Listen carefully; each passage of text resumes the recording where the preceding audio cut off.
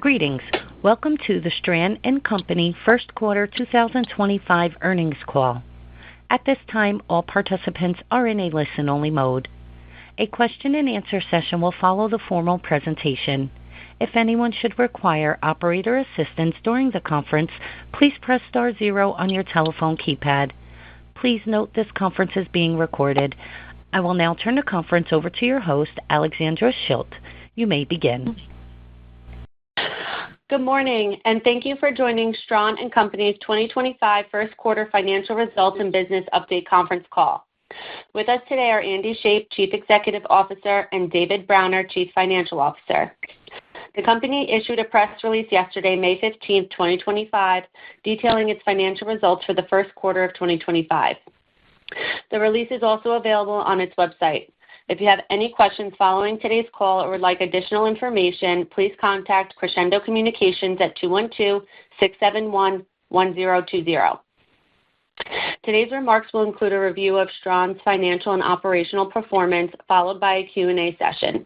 Please note the company may make forward-looking statements during the call that involve risks and uncertainties, many of which are outside of its control. We encourage you to review Stran's filings with the SEC for full discussion of these risk factors. With that, I will turn the call over to Andy Shape. Please go ahead, Andy. Thank you, Ali, and good morning, everyone. I'm thrilled to share the excellent results Stran and Company delivered in the first quarter of 2025, marking a strong start of the year. Our performance reflects disciplined execution, strategic vision, and the growing momentum of our business as we continue to strengthen our position as an industry leader. For the first quarter ended March 31, 2025, we achieved a remarkable 52.4% year-over-year revenue increase, reaching approximately $28.7 million, up from $18.8 million in Q1 2024. This growth was driven by a combination of robust organic performance and the impactful contributions from our August 2024 acquisition of the Gander Group assets. Notably, our core Stran segment delivered 11.2% organic revenue growth, a testament to the resilience and competitive strength of our business, particularly in a challenging market environment where many peers have faced contraction. Our gross profit also saw significant growth, rising 51.1% to $8.5 million, representing 29.6% of sales, compared to $5.6 million, or 29.8% of sales in Q1 2024.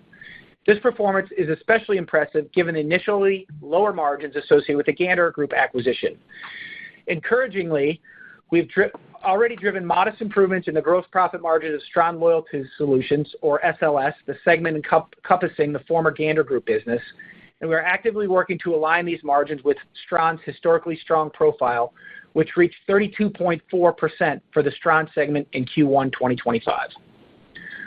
A key milestone this quarter was the completion of our re-audit process, which consumed significant resources in prior periods.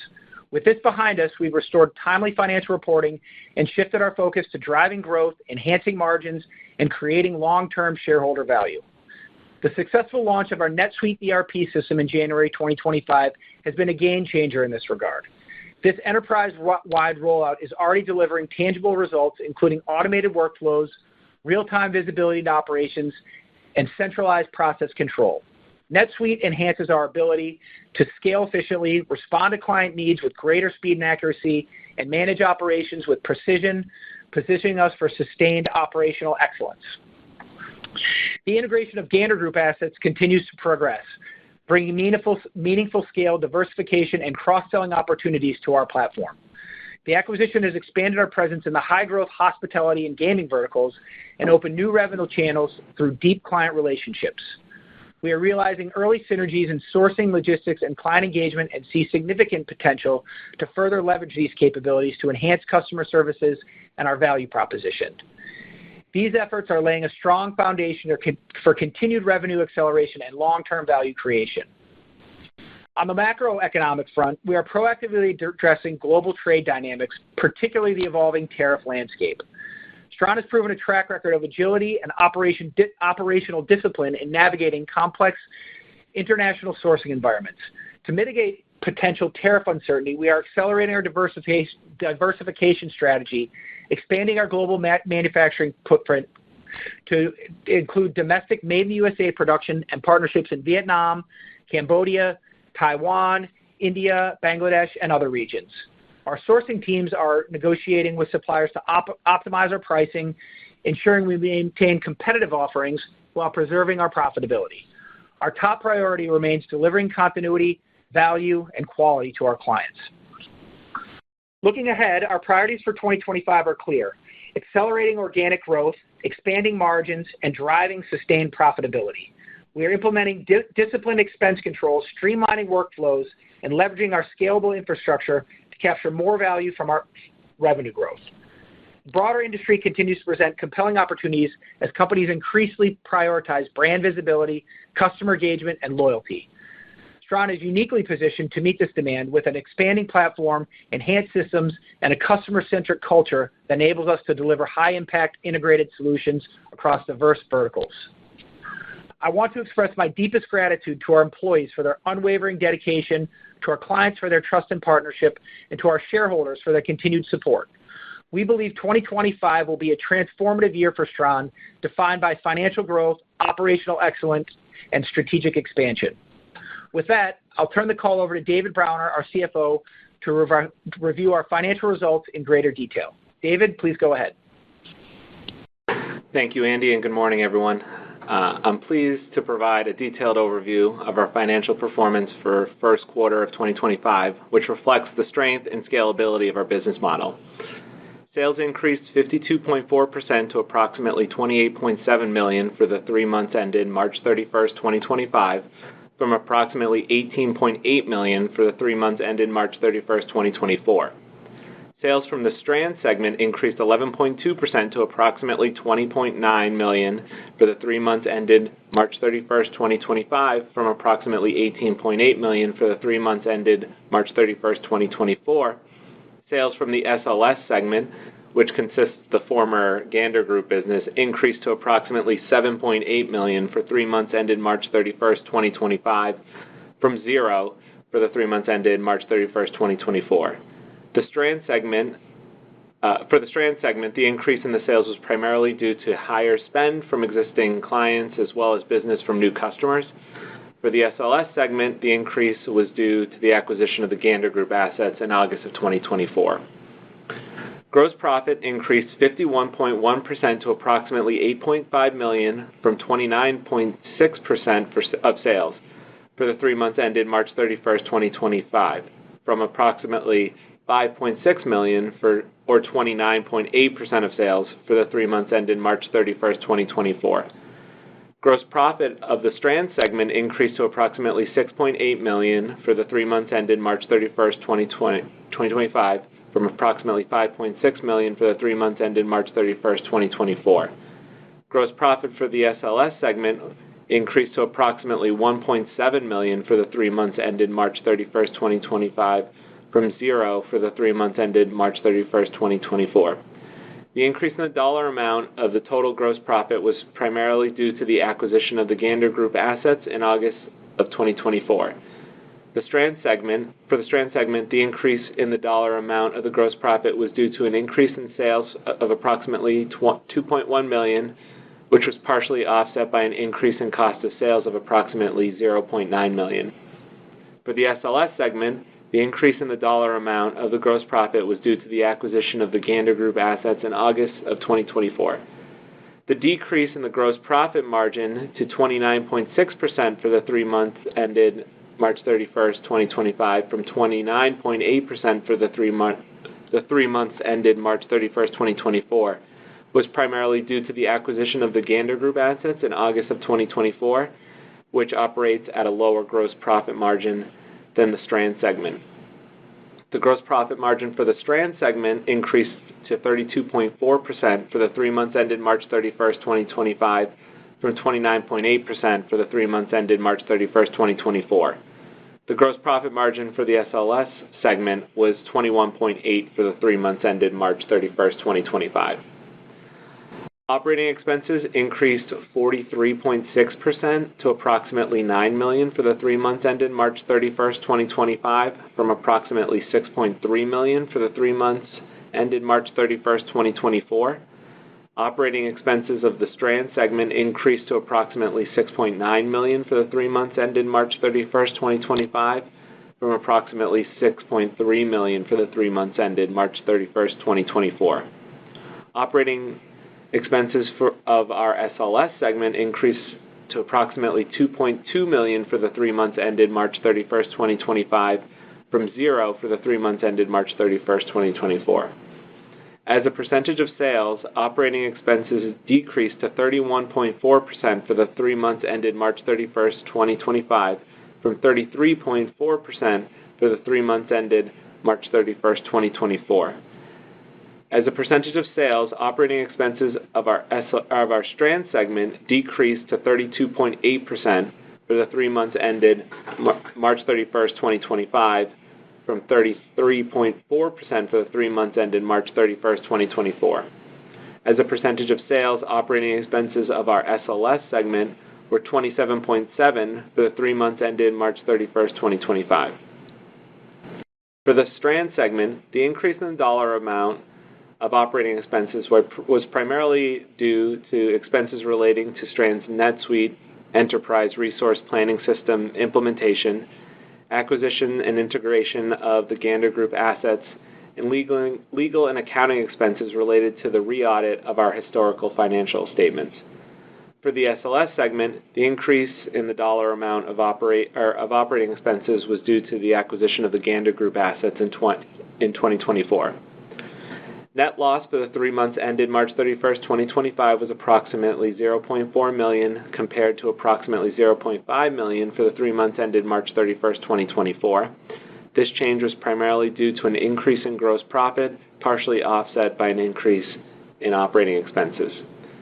Turning to our balance sheet, we ended Q1 2025 with a strong liquidity position holding approximately $12.2 million in cash equivalents, and investments, and no long-term debt. The reduction in cash from $18.2 million at December 31st, 2024 was primarily due to a 5.1% decrease in our rewards program liability, reflecting the successful execution of those loyalty programs. Total assets stood at $52.2 million compared to $55.1 million at year-end 2024, and stockholder equity of $31.3 million, reflecting our solid financial foundation. In summary, our Q1 2025 results demonstrated strong revenue growth, improved operational efficiencies, and a disciplined approach to managing our financial position. We are well positioned to continue executing our growth strategy while maintaining financial flexibility. I'll now turn the call over to Andy for closing remarks. Great. Thank you, David. As highlighted throughout this call, Stran ended 2025 with remarkable momentum, achieving 52.4% year-over-year revenue surge to $28.7 million in the first quarter, a testament to our strategic focus and disciplined execution. With compliance efforts successfully completed, the Gander Group integration advancing, and our enterprise-wide NetSuite ERP system fully operational, we are now sharply focused on accelerating organic growth, expanding margins, enhancing operational efficiency, and driving sustained profitability. Additionally, we are proactively addressing global trade dynamics, implementing robust contingency plans to mitigate potential tariff risks. Our unwavering commitment is to deliver innovative, high-impact branded solutions with agility, consistency, and resilience throughout 2025 and beyond. We are energized by the opportunities ahead and confident in our ability to deliver sustained growth, operational excellence, and enduring value for our shareholders. Thank you for joining us today and for your continued support of Stran. With that, we'll now open up to the call to questions. Operator? Certainly. At this time, we will be conducting a question-and-answer session. If you would like to ask a question, please press star one on your telephone keypad. A confirmation tone will indicate your line is in the question queue. You may press star two if you would like to remove your questions from the queue. For participants using speaker equipment, it may be necessary to pick up your handset before pressing the star keys. One moment, please, while we poll for questions.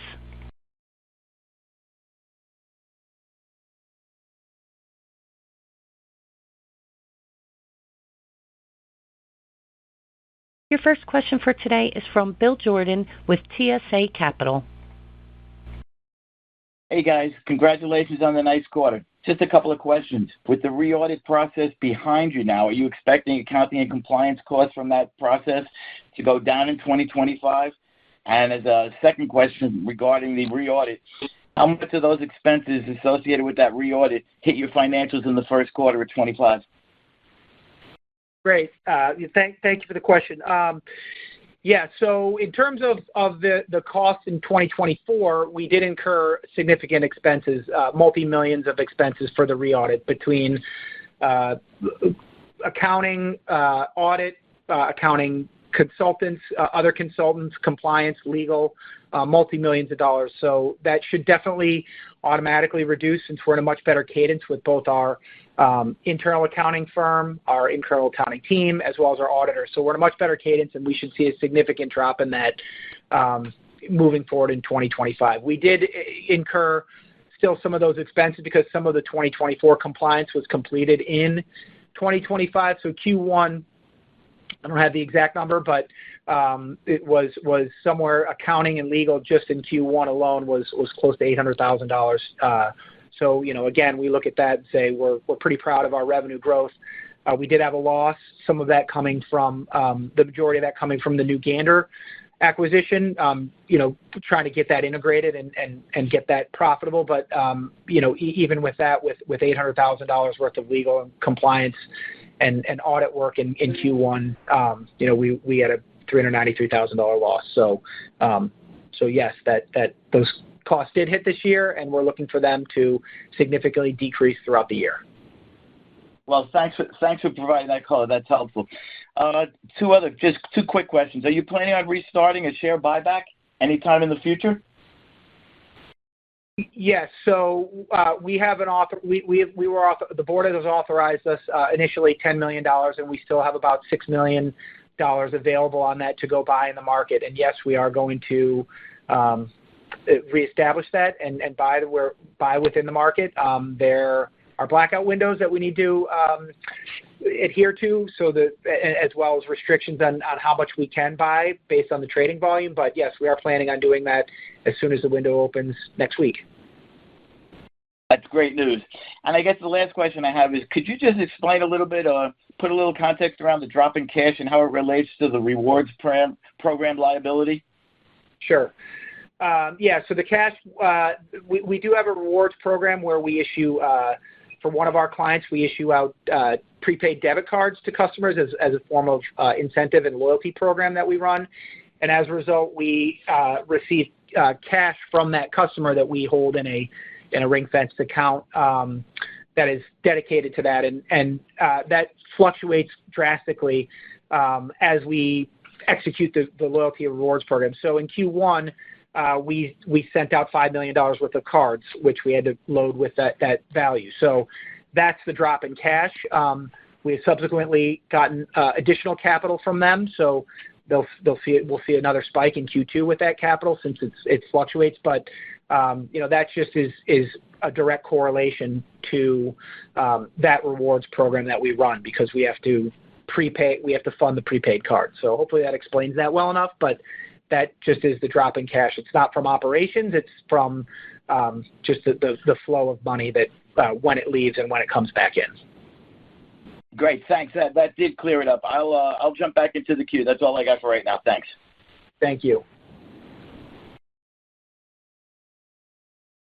Your next question for today is from Rukun Dugal with Chandran. Hey, Andy. Hey, David. I just wanted to sort of follow up on the sort of ongoing expenses versus one-time expenses. Do you think at some point you could, or are you planning to start reporting numbers that kind of split that out for us to give us a sense of what the real earnings of the business are, ex those expenses? Yes. So we are planning on doing that. We have a draft of that that we have nearly completed that's going through compliance and regulatory. We just want to make sure that what we put out there and publish is accurate and quantifiable that we put out there. So yes, we do have that nearly ready to go, but we want to make sure that what we put out there is approved by our legal counsel, our accounting audit teams, and everyone else. But yes, we are planning on putting out there that shows ongoing public expenses, adjusted EBITDA that will show what the one-time expenses were, mainly related to the audit, and also the main expenses were related to audit, acquisition costs, as well as the implementation of our ERP. Great, thank you. And just a quick follow-up. With a lot of the tariff noise that we've had last month, I saw that inventories picked up a little bit. Is that just a part of the natural cadence of the business, or is that in some part, just trying to get ahead of tariffs? It's just a natural cadence of the business. Typically, increase in inventories is a good sign for us because it shows that our customers are committing to that inventory. The major majority, 90+% of our inventory is not bought on spec. It's bought on behalf of our customers with an inventory commitment from our customers. So we're not just buying inventory in the hopes that we sell it. We're buying inventory with a guarantee that our customers are going to buy it in the majority of our cases. So it's a good sign when our inventory goes up. The tariffs are something that's real, and we've talked about it many times with you as well as other investors and internally. The fluidity, how it's fluid right now, where it's changing, where last week we have a town hall every month, or first Monday of every month, and we had it last week, and when we prepared it, they were at 145%. When we came in on Monday morning, they were at 30%. So the tariffs from China. So it's very fluid, and we're doing, I think, a very good job at communicating that with our customers and withholding some of our core values, which one of them it includes integrity, and going back and telling them exactly what's going on, communicating, trying to work with them on a reasonable resolution if prices have increased for direct import orders. So it's really only affecting us right now on direct import orders from China, which is, it's a significant part of our business, but less than, say, 20% of our overall business. So the domestic stock that we normally use for our day-to-day business has not necessarily been affected negative, or it hasn't increased quite yet. It will increase slowly over time, but we're negotiating with our factories, changing manufacturing locations like we talked about to other regions like Vietnam, Taiwan, Bangladesh, India, to try to avoid that long term, as well as made in the USA. But we're very on top of it. A lot of our contracts also allow us to increase prices based on what our factories and what our vendors are charging. So we're a little bit protected, or we're very protected in that way. It's just more on these transaction orders where we're doing a direct import, where when we priced it, it may have been at one price. Now it's a different price. We're going back to our customers. And the majority of the time, our customers are reasonable because we have such strong partnerships with them that they're willing to work with us. Same thing with our vendors. We have such strong partnerships with our vendors that they're willing to work with us. Our customers are willing. We're kind of sharing it all together where it's not really making as big of an impact, especially as it's gone down to 30%. The other thing to make note of for the tariffs is the 30% is really only on the product. A lot of the cost is associated with the product of bringing it in from China, whether it's the development of the product or, most importantly, the freight to get it here. So that is not tariffable, as well as the profit that our factories may be using. So the 30% may come down as well, maybe from 30 down to, say, 20 or 15, and then we can negotiate from there. So, we're very conscious of it. We're actively negotiating with both our customers and our vendors, and have seen very good outcomes for that, where we're, to be honest, we're creating even a stronger relationship with both our customers and our vendors. Got it. Thank you. As a reminder, if you would like to ask a question, please press star 1.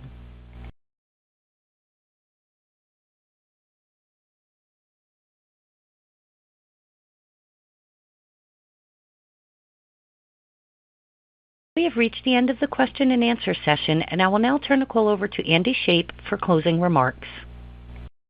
Great. Thank you, everyone, for joining. Thank you for your continued commitment to Stran, believing in what we're doing, and we're excited to finish out the year strong and talk to you in a few months when we do Q2. Thank you, everyone, and have a great day.